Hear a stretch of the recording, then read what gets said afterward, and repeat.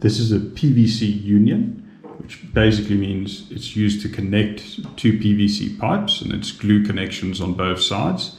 This is probably one of the most important and overlooked PVC fittings, as it allows you to do a few things. A, if you release it a bit, it allows you to turn the pipe angle. So if you have two pieces of pipes connected to it with elbows, then you can actually change the angle those elbows are facing.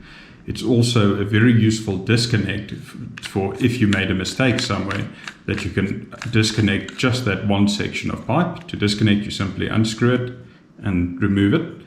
Then it's got a flat surface and an O-ring. Very important when gluing not to use excessive glue, as the glue can actually get in here and glue this fitting together, and then you won't be able to get it open.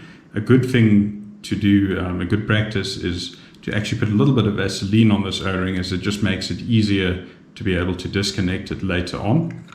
But the one thing with building with PVC is we always say you can never have enough unions.